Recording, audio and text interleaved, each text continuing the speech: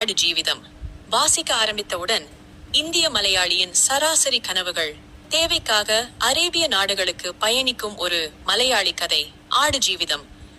ஆற்றில் மூழ்கி மண் எடுத்து நீரிலும் செழுமையிலும் வாழும் நஜீப் தன் குடும்பம் பெருகியதாலும் புதிதாக பிறக்கும் குழந்தைக்காகவும் வந்த வாய்ப்பை பயன்படுத்தி அரேபிய நாட்டிற்கு பயணம் செய்கிறார். அங்கு சென்று இறங்கிய போது அனைவரையும் வந்து அழைத்துச் சென்றனர். அவர் கம்பெனிக்காரர்கள். நஜீப்பும் ஹமிதையும் அழைக்க யாருமே வரவில்லை. இரவில் ஒரு வண்டியில் வந்த ஒரு அரேபியர் அங்கும் இங்கும் தேடி இவர்களுடைய பாஸ்போர்ட்டை பிடுங்கிக் கொண்டு வண்டியில், அதுவும் டிக்கியில் ஏற்றி செல்கிறார். இதிலேயே அவர்கள் அடிமையாக போகிறார்கள் என்ற சித்தரிப்பை காட்டியுள்ளார். ஏதும் புரியாது நெஞ்செல்லாம் கனவோடு உயர்ந்த கட்டிடங்களை கடந்த பாலைவனத்துக்கு சென்றது அவர்களுடைய வாகனம்.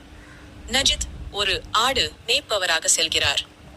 இங்கிருந்து யாருமே தப்ப இயலாது என்ற இடங்களிலும் பல பெல்ட் அடிகளும் நெல் அடிகளும் காலை கடன்களுக்கு சென்றுவிட்டு கழுவ முயன்ற போது வாங்கிய பெல்ட் அடியும் 3 வருடங்கள் குளிக்காது.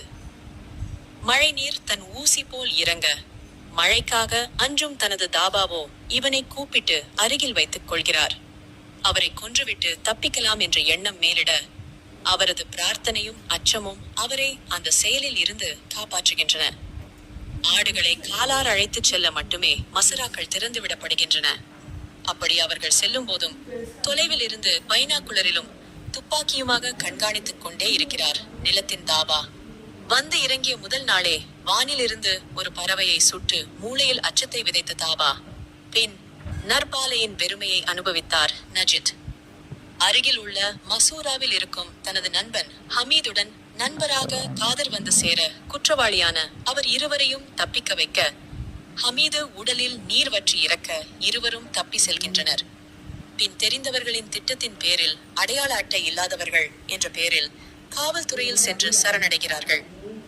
இந்த நாவல் தொடங்கும் பொழுதே காவல் நிலையத்தின் வாயிலில் அவர்களின் கவனத்தை ஈர்த்து கைதாகின்றனர்.